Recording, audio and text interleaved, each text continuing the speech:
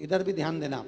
शिव मंदिर में जाएंगे तो ये शिवलिंग रखा है, ठीक है, ये जलाधारी है, ठीक है, ये माता का स्थान है कटिभाग, ये 2 चरण है जहां से पानी नीचे आ रहा है। इस पानी के नीचे आने वाली जगह पर बीच में एक मोटी सी रकील होती है, करें दर्शन। ये अशोक सुंदरी का स्थान है। किसका स्थान है? अशोक सुंदरी। आज भी नियम है, जिस लड़के लड़की का विवाह नहीं हो रहा हो, शादी नहीं हो रही हो, बहुत परेशान हो गए, कहीं मंगल है, कहीं राहु है, कहीं केतु है, कहीं कालसर्प दोष है, कहीं कुछ है, बच्चे बच्ची का विवाह नहीं हो रहा, बार बार देखने आते हैं पर विवाह पक्का नहीं होता, कुछ ना करिए।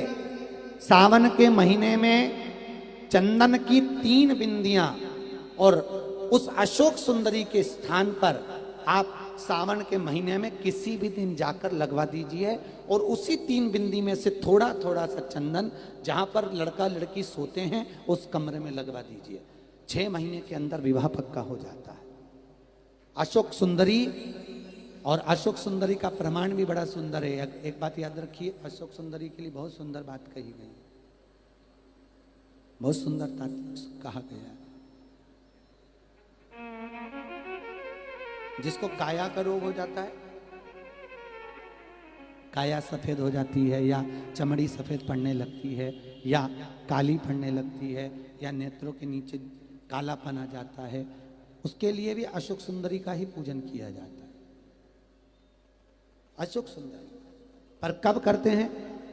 कहा सोमवार की अष्टमी पड़ने वाले दिन शंकर जी पे जल ना चढ़ाए, नीचे लगाओ पात्र, और जहां अशोक सुंदरी वाली लाइन है, जिसकी आंखों में कालापन आ जाए, नेत्रों के नीचे कहीं सफेद चमड़ी पड़ जाए, कहीं चर्म रोग हो जाए और कहीं फुल्कियां शरीर की निकलने लगे, कहीं कोई भी शरीर का चर्म रोग हो, उसमें अशोक सुंदरी वाली जगह पर दूध और जल दोनों को चढ़ाया जाता है।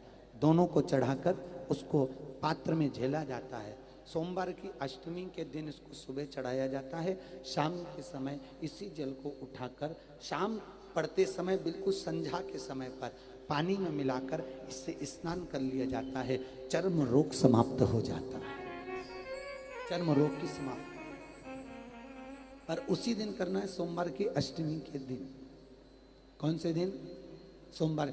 लगभग वर्ष भर में 2 या 3 पड़ती है। अब के साल में तो 3 पड़ गई, अब अगले साल देखो कितनी पड़ती है, 2 या 3 पड़ती है सोमवार की अष्टमी।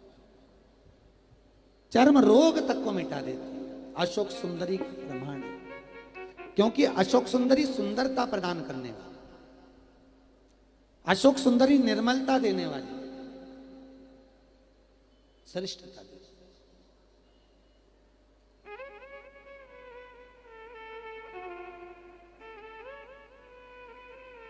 जो ब्याज बट्टे का काम करते हैं ना, उधारी पैसा दे देते हैं और पैसा नहीं आता, या दुकान पे से पैसा उधार देना है, उनको विशेष ध्यान रखना चाहिए अशोक सुंदरी का। बहुत अशोक सुंदरी का बिल्कुल ध्यान रखना चाहिए।